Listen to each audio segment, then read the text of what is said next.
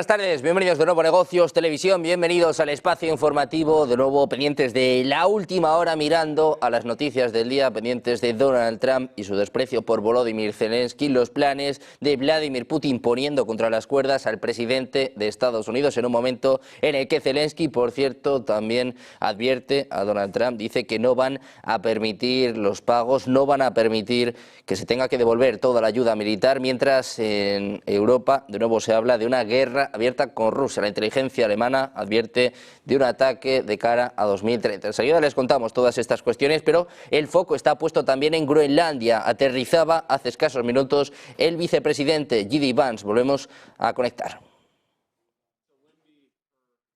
Office for a few minutes so I can get my bearings, and I'm gonna embarrass the Colonel.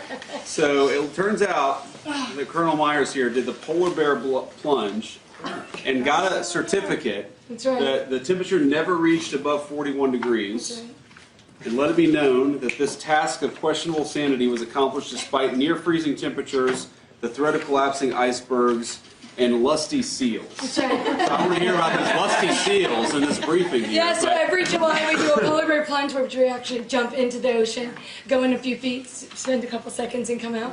Some of us do it twice or 3 times. And then you could also do it at the waterfall and a few other places. And for it, you get a certificate for your stupidity. So to get the certificate, how long do you have to stay in? You just have to go in, but you have to go all in. You have to go all in. All in. Okay. Yeah. Man, you guys are tough up here. It's awesome. All right. Thank you, reporters.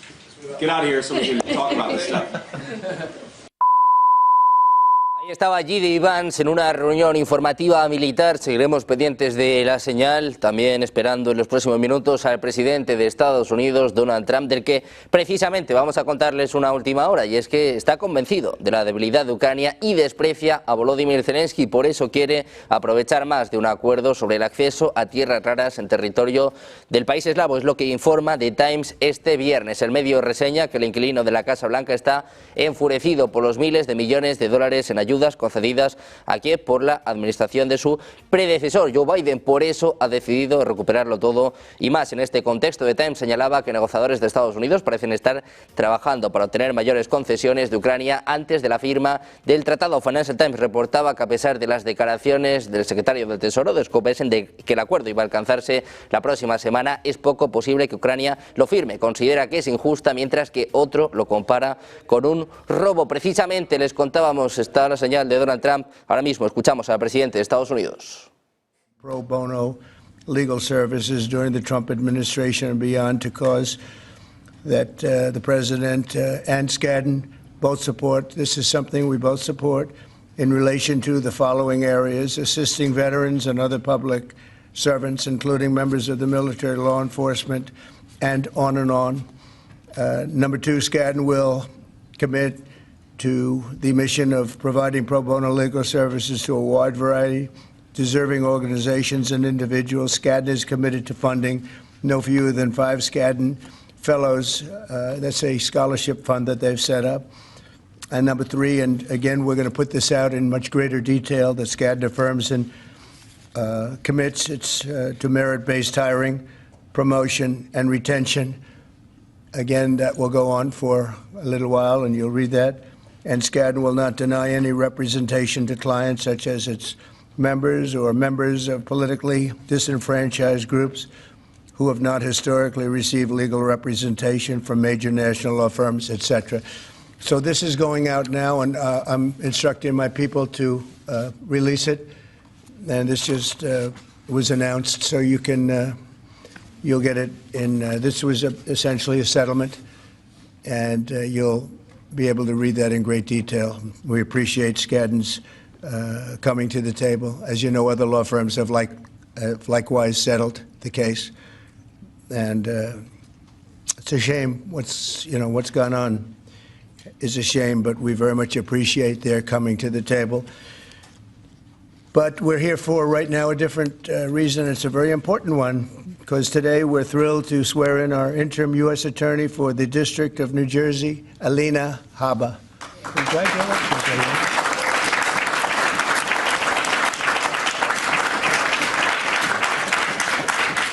And I want to just congratulate, along with your husband Greg and your children, your wonderful parents who I've gotten to know over the years, great parents and a great family, so congratulations. And to Luke, Chloe, and Parker, that's great. You're proud, right, of your father and your mother, right? Both. Not just your mom, right? Your father, too. He's done pretty well. He's a good guy and very successful man. I also want to thank Attorney General Pam Bondi. She's been incredible, by the way. She's, I don't want to brag, but I've been watching her for the last couple of weeks, and she's been incredible. Thank you very much, Pam.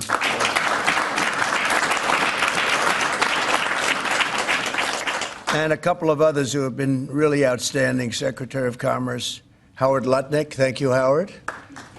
Thank you very much. And I think I see Scott there. He has been, this is somebody at the Treasury. Nobody's going to outfox Scott, right? Nobody. And he's waiting for Liberation Day, right? Which is April 2nd. We wanted to do it April 1st, but that has some negative connotation. And I see Sebastian Gorka there. Thank you, Sebastian, very much. That's very much. Kevin, thank you very much. We have great people. Susie Wiles, most powerful woman in the world. We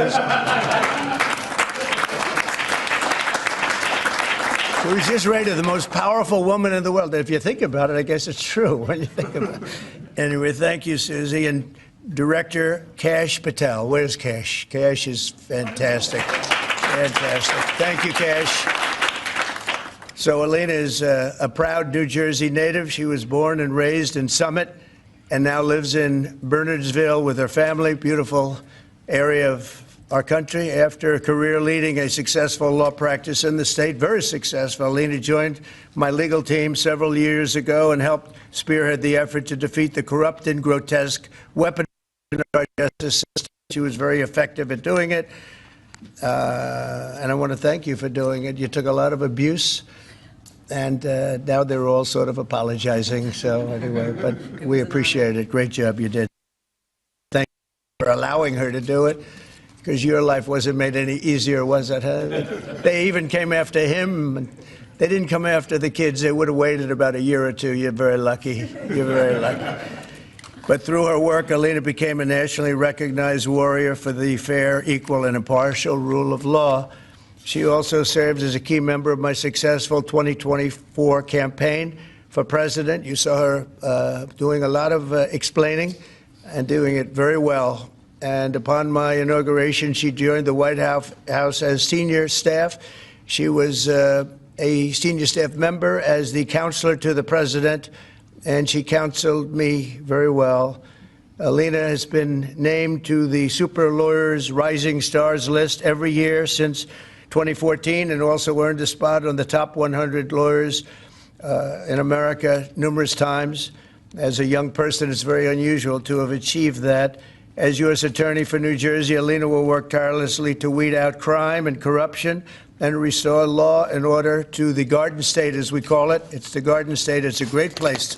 I think it's highly underrated. It's a great place to be and to live, and we all love it.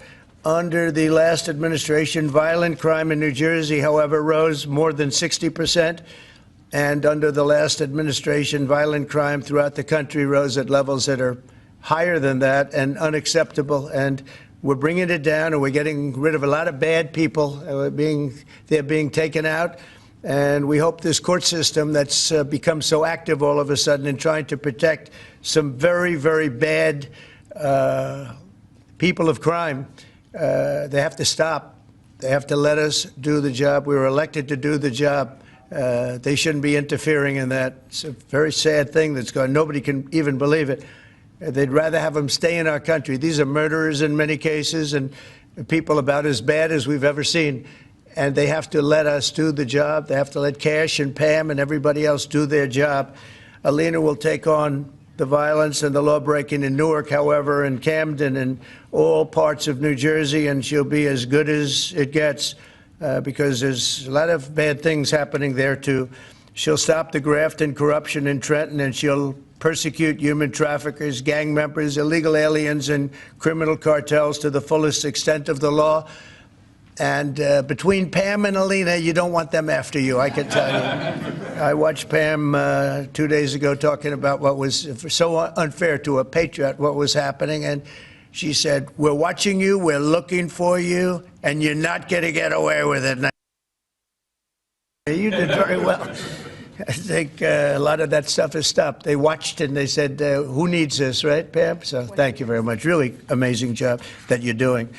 So, Alina, I want to congratulate you now. I will ask Pam, our Attorney General, to come up and do the honors of swearing in. And this is a great day for law enforcement in our country. Thank you very much. Thank you.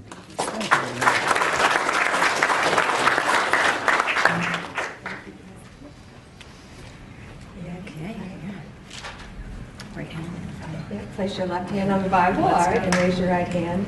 I do solemnly swear. I, Alina Habba, do solemnly swear That I will support and defend the Constitution of the United States. that I will support and defend the Constitution of the United States Against all enemies, foreign and domestic. against all enemies, foreign and domestic, That I will bear true faith and allegiance to the same. that I will bear true faith and allegiance to the same, That I take this obligation freely, that I take this obligation freely, without any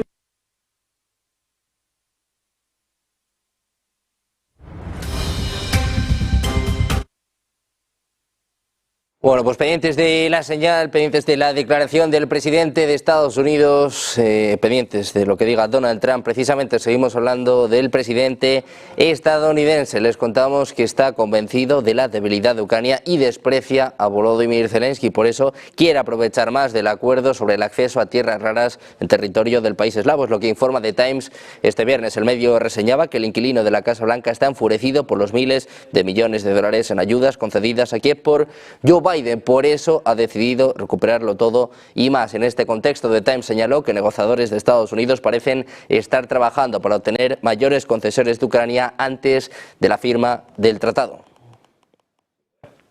Precisamente seguimos mirando a Estados Unidos, seguimos contándoles que el secretario de Defensa estadounidense Pete Hegseth afirmaba este viernes que Washington desplegará armamento militar avanzado como misiles antibuque en Filipinas para reforzar la disuasión en un contexto de crecientes tensiones entre Manila y Pekín. Decía, acordamos que Estados Unidos desplegará capacidades avanzadas adicionales en Filipinas. Esto incluye el uso de sistemas de misiles Némesis y de vehículos de superficie no tripulados, es lo que apuntaba en una rueda de prensa. Pendientes de Donald Trump, de las amenazas a China, les contamos que la primera ministra italiana Giorgia Meloni ha expresado su apoyo al vicepresidente de Estados Unidos, J.D. Vance, señalando que está de acuerdo con sus críticas del bloque comunitario. En una entrevista para Financial Times, la jefa del gobierno italiano afirmaba que se solidariza con el ataque verbal del alto funcionario de Estados Unidos pronunciado en la conferencia de la seguridad de Múnich en febrero. Durante su intervención, Vance acusaba a Europa de abandonar su compromiso con la libertad de expresión y la democracia. Decía Meloni, tengo que decir que estoy de acuerdo, llevo años diciéndolo, Europa se ha perdido un poco a sí misma. Hacía hincapié en las críticas del propio inquilino de la Casa Blanca, Donald Trump. Precisamente volvemos a conectar con Donald Trump, el presidente de Estados Unidos. Estamos a pocos días de 2 de abril, este es el mensaje de Trump. We'll see what happens, but we have Liberation Day, as you know, on April 2nd. Because, and I'm not referring to Canada, but many countries have taken advantage of us, the likes of which nobody even thought was possible for many, many decades, for decades. And, you know, that has to stop. We're going to end up with a very good relationship with Canada and a lot of the other countries. Some we probably won't. It won't be so pleasant. But I think most countries are agreeing with me. They actually, many of them have actually apologized. They said, look, we have taken advantage. And I don't blame them as much as I blame the people that stood, in this case I can say the men, because so far they've been all men, haven't they? But the men that sat right there and behind the Resolute desk, mostly the Resolute desk, you know. I don't know if you know, you have a choice of 7 desks. The Resolute is the one I like, but some chose other ones, but they sat right behind a desk right in this location, and they let our country be hurt very badly. But I didn't do that. But we had a very good talk, the Prime Minister and myself, and I think things are going to work out very well between Canada and the United States. Yeah, please, go ahead. Mr. President, how is the talks with India on tariff going on, and what is the expectation from India? How much do you want them? Well, as you know, Prime Minister Modi was here just recently, and we've always been very good friends. India is one of the highest tariffing nations in the world. You know that. I know. Thank you for shaking your head, but it's brutal. It's brutal. They're very smart, and he's a very smart man and a great friend of mine, actually. And we had very good talks. I think it's going to work out very well between India and our country.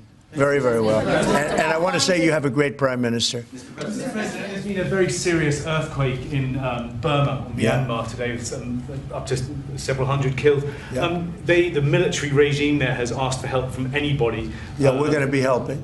We've already alerted the people. Yeah, it's terrible what's happened. It's helping. We've already spoken with the country. Okay, please. Mr. President, yesterday you asked Representative Stefanik to stay in her seat. Can you explain your reason for that? Did it have anything to do with the tight polling in the Florida district that former Representative Waltz held? Well, I think we're doing, yeah, I think we had, as you know, we have a few elections going on. And she is phenomenal, number one. She's a friend of mine, and she was going to go to the United Nations. And I said, look, there's a lot of room for doing that or something else. But she's very popular in her district, and I didn't want to take a chance. I don't even know who else is running.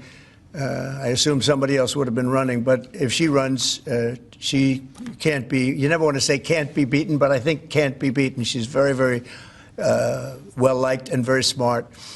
And I said, Lise, would you do me a favor? We cannot take a chance. We have a slim margin.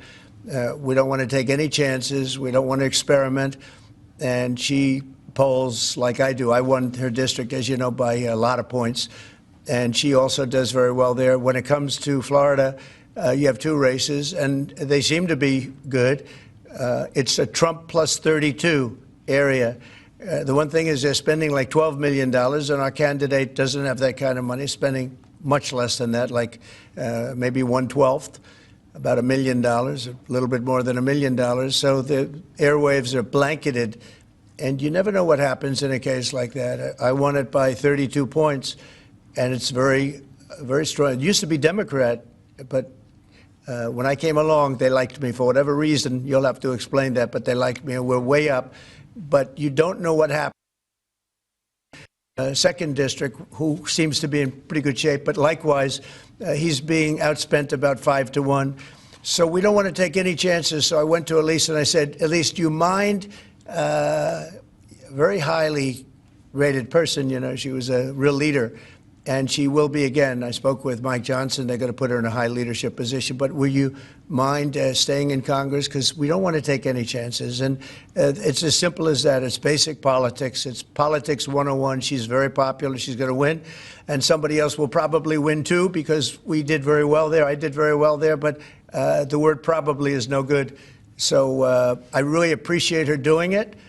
She's doing me a big favor when she does it, because she was all set to go to the United Nations, and she would have dealt with Putin and Zelensky and everybody else, and she would have been very effective. But we really don't want to take any chances because it is tight. Mr. President, go ahead, please. Thank you, sir. You and your team apprehended a top 3 leader in the violent gang MS-13 yesterday, just 30 minutes outside of Washington, D.C. What has made you and your team so effective in finding, locating, apprehending, and deporting these violent, illegal migrants? I love this guy. I wish more people would ask questions like that. But thank you. That's very nice. I appreciate it. And they happen. All you're doing is being fair with you when you ask a question in that way. Pam Bondi and Kash Patel and all of the rest of law enforcement. And I think we have to include ICE and Border Patrol, you know, Paul of Border Patrol, the whole group from Border Patrol. They're so incredible, and it's, you know, dangerous stuff, hard stuff, and it's really an unforced error, because these people were allowed into this country. They shouldn't have been in this country. They would have never been in this country. We're getting rid of some of the worst criminals in the world. They came out of jails and mental institutions from all over the world.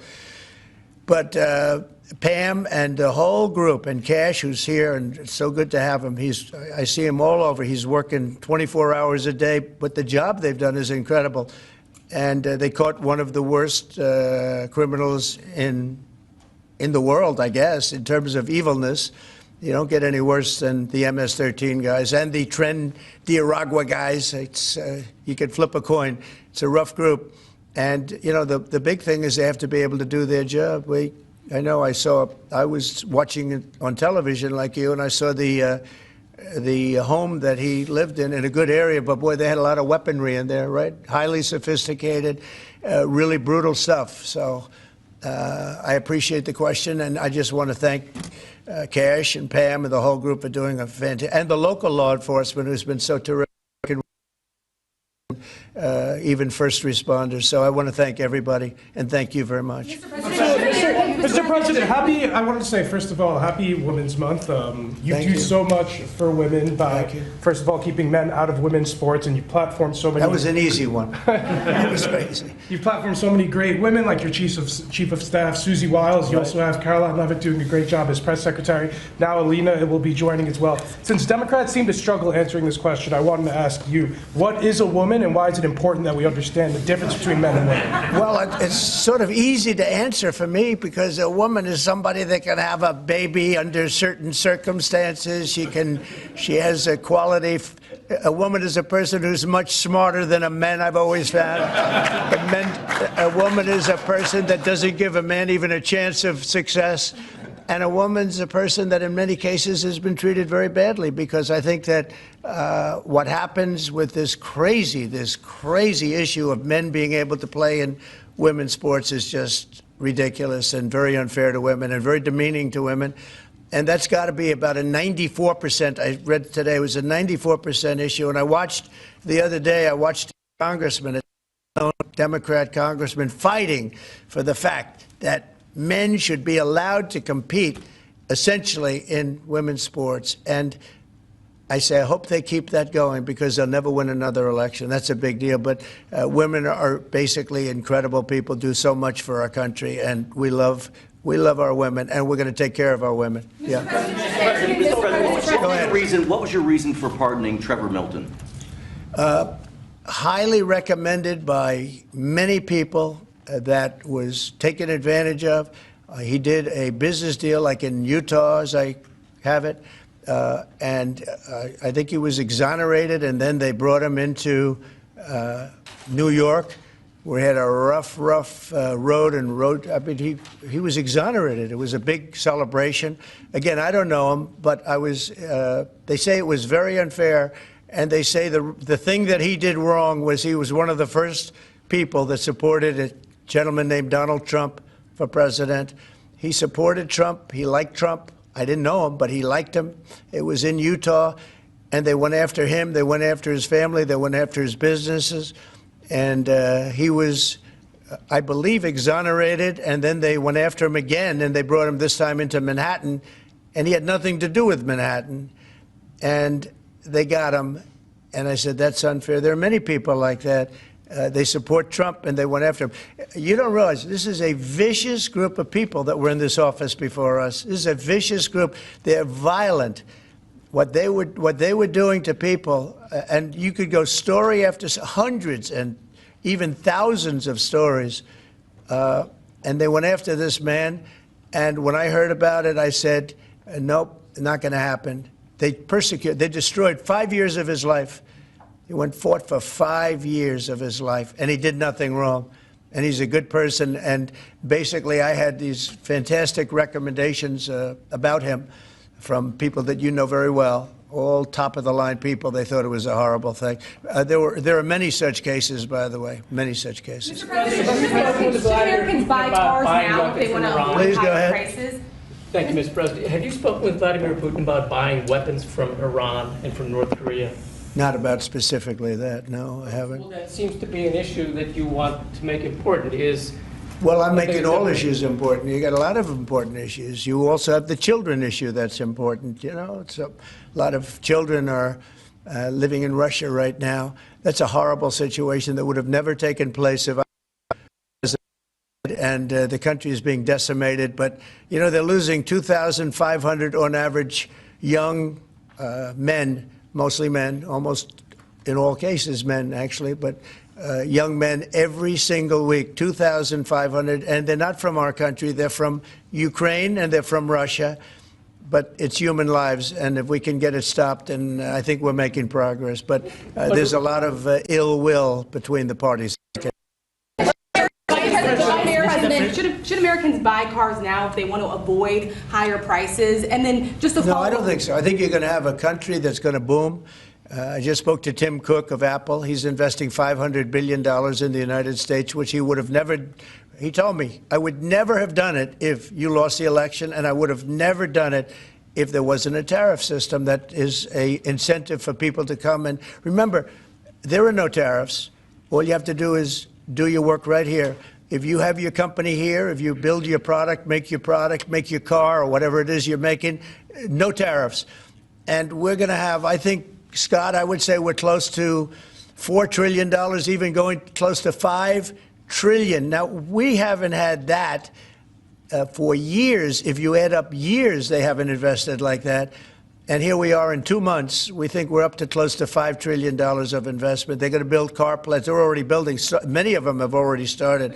And if you build a car in the United States, and one thing that I just spoke with John Thune about, I just spoke to Mike Johnson about, Speaker, we're going to do something that has never been done in this country before. I'm very proud to say it was my idea. And so sometimes a simple idea, they say, how'd you think of that one? It's so simple, it was never done.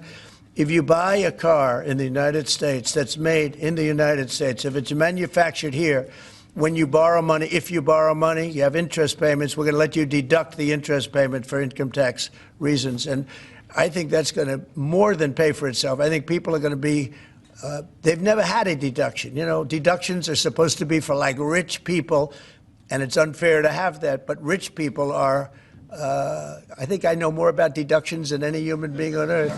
But, you know, the truth is that people that are middle-income people that buy a car and actually have to borrow money, they're going to now get an interest deduction on their car if it's made in the United States. If it's made someplace else, that won't take place. But car companies, as you know, are already expanding and building new plants. They've already started. And I think you're going to see numbers. Howard, you're seeing it. And Scott, you're seeing it. You're going to see numbers the likes of which you've never seen before. Yeah, please go ahead. The Vice President is in Greenland right now. Do you have plans to expand U.S. military presence in Greenland? Is that We get along very well with Greenland. We get along very well with Denmark. We've always had a good relationship. Denmark does a lot of business in the United States. We don't do so much there, but they do a lot of business in the United States. And I think they want to see, I think everybody wants to see that work out. We need Greenland, very importantly, for international security. We have to have Greenland. It's not a question of, do you think we can do without it? We can't. If you look at Greenland right now, if you look at the waterways, you have Chinese and Russian ships all over the place.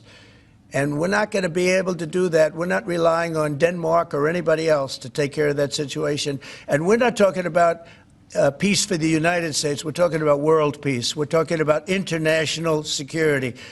And right now, you look at it, you have warships all over the place going through right along Greenland. We're not going to let that happen. We cannot let that happen.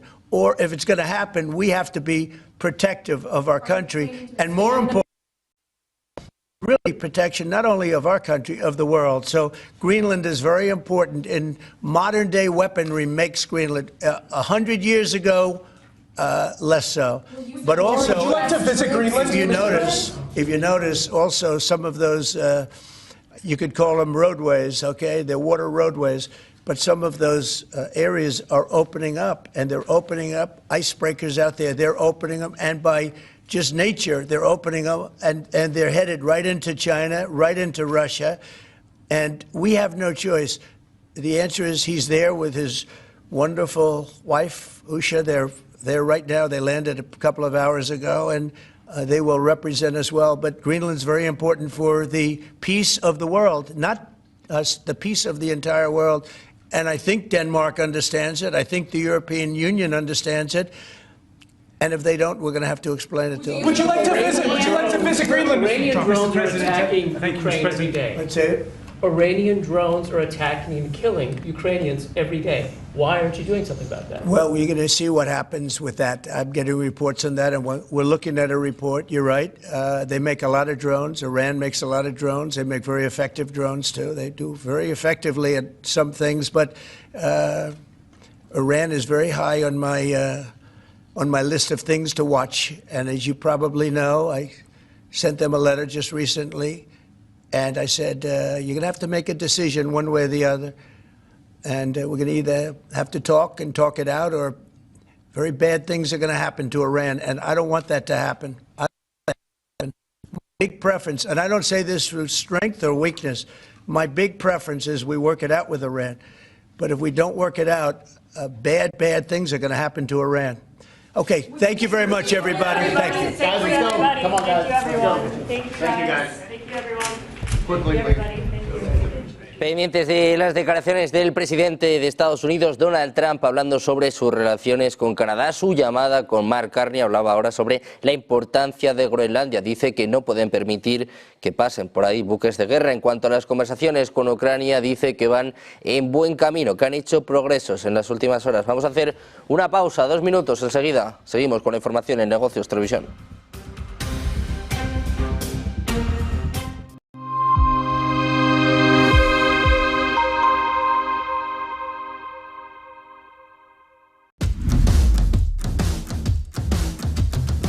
¿Puede privatizarse la democracia? Quizá es esa la pregunta que nos tenemos que hacer todos.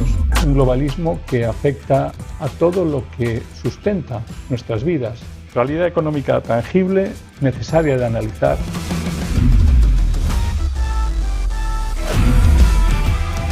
Esa necesidad de analizar el globalismo desde el punto de vista absolutamente económico, tangible y real.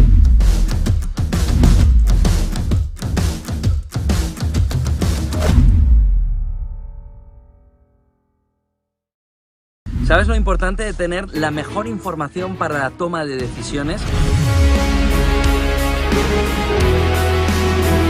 ¿Sabes? En esas reuniones privadas en las que se ve una información clave para poder luego tomar esa decisión. Es lo que queremos en el club al que te invitamos ya, en el club en el que Negocios Televisión lanza para que puedas tener toda la información, la mejor información y tomar las mejores decisiones. ¿Cómo crees que va a evolucionar el euro en un entorno en el que todo el mundo inversor piensa que camina hacia la paridad? ¿Cómo le va a afectar el fenómeno Trump? ¿Cómo le va a afectar al conjunto europeo? Inscríbete aquí abajo.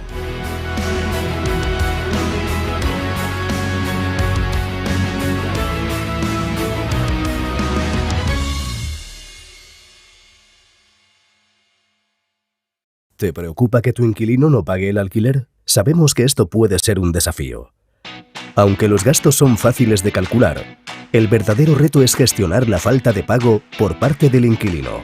SEAC te ofrece una garantía de renta asegurada hasta que recuperes tu vivienda pase el tiempo que pase. Relájate. SEAC se encarga de todo. Alquila tranquilo. SEAC responde. ¿Qué cuento quieres hoy? ¿Te cuento uno de los míos? ¿El del farmacéutico? ¿O el de María, la abogada? El de Ana, la arquitecta. Vale. Eres una niña que soñaba con crear los edificios más impresionantes de la Tierra. Se pasaba el día dibujándolos. Sabía que algún día acabarían llegando a lo más alto de cada ciudad. Y que cualquier persona... Cada profesional tiene detrás una historia increíble. Creer en ella es lo que de verdad cuenta. Arquia Banca, el banco de los profesionales. Silver Gold Patrimonio nace en 2018 con el objetivo de innovar en el mercado de los metales preciosos de inversión, ofreciendo nuevas alternativas para que cualquier persona, familia o empresa pueda entrar en el fantástico mundo de los metales de inversión de forma sencilla y acompañada por consultores expertos en el sector. Silver Gold Patrimonio quiere avanzar contigo.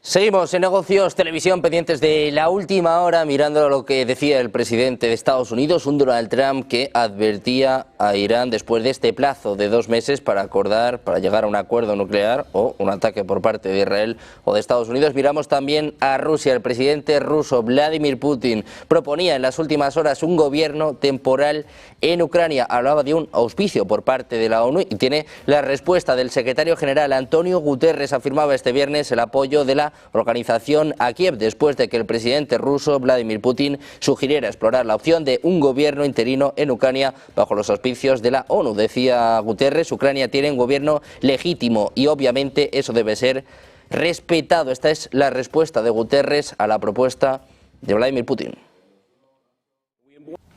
First of all, the Ukraine has a legitimate government, and so obviously that must be respected. Second, we have had some contacts with the US.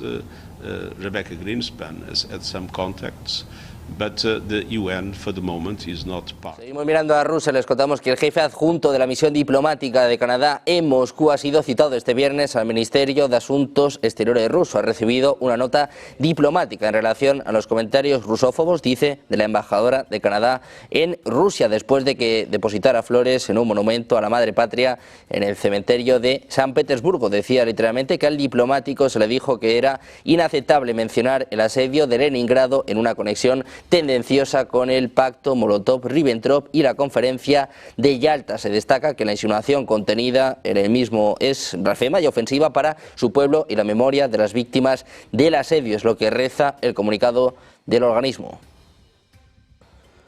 También miramos a la portavoz del Ministerio de Asuntos Exteriores de Rusia, María Zaharova. Ha comentado el ataque de Kiev a la estación de medición de gas de la ciudad de Sucha, en la provincia rusa de Kursk, que se llevó a cabo este viernes. Decía, hay razones para creer que la orientación y el objetivo de los ataques se llevaron a cabo a través de sistemas de satélite franceses, mientras que las coordenadas fueron introducidas y lanzadas por especialistas británicos. La orden se dio desde Londres, es lo que apuntan declaraciones a la prensa. Según la vocera, el terror desatado por Kiev contra el sector energético ruso es una prueba más de su falta de compromiso. Como es sabido, dice Zelensky, apoyó públicamente la moratoria propuesta por los presidentes ruso y estadounidense sobre el no lanzamiento de ataques contra instalaciones energéticas rusas y Ucrania, pero no hizo nada por aplicarla. Precisamente miramos al presidente de Ucrania, Volodymyr Zelensky. Dice que aceptaría negociar con cualquier otro representante de Rusia, además de Vladimir Putin. Dice que no reconocerá la ayuda militar de Estados Unidos como préstamos y además apunta que han recibido un borrador de un nuevo acuerdo sobre minerales de Estados Unidos, que es un documento completamente diferente al del marco anterior. En este sentido, el propio Zelensky dice que la propuesta de Vladimir Putin para un gobierno temporal en Ucrania con el auspicio de la ONU es una táctica, es una estratagema, dice, del presidente ruso Vladimir Putin para postergar la paz. Miramos también a la OTAN. Les contamos que el Servicio Federal de Inteligencia alemán y las Fuerzas Armadas del país estiman que Rusia considera a Occidente como un enemigo sistémico. Está aumentando su poder militar y preparándose para una confrontación a gran escala con la OTAN. Se argumenta que Putin estaría dispuesto a usar la fuerza militar para lograr sus objetivos. La evaluación, también publicada por el Süddeutsche Zeitung, el WDR y el NDR, sugieren que Putin no se conformará solo con Ucrania. Para finales de la década es posible, dice, que Rusia haya creado todas las condiciones necesarias para librar una guerra convencional a gran escala. El servicio de inteligencia lituano considera que Rusia todavía no está en condiciones de librar una guerra convencional a gran escala contra la OTAN a medio plazo. Sin embargo, es posible una acción militar limitada contra uno o más países de la OTAN. Se supone que Putin estaría planeando poner a prueba el artículo 5 de la OTAN. ¿Hasta qué punto los países de la OTAN se toman en serio la obligación de proporcionar asistencia según este artículo en caso de emergencia? El informe de la BND indica que si bien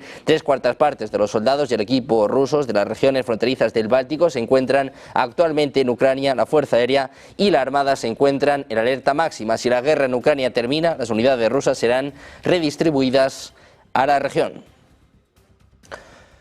Pendientes de la OTAN, precisamente miramos al vicepresidente de Estados Unidos, J.D. Vance, en Groenlandia, poniendo en juego el artículo 5 con la duda de si Estados Unidos va a anexarse o no a Groenlandia. Vemos ya a su vicepresidente.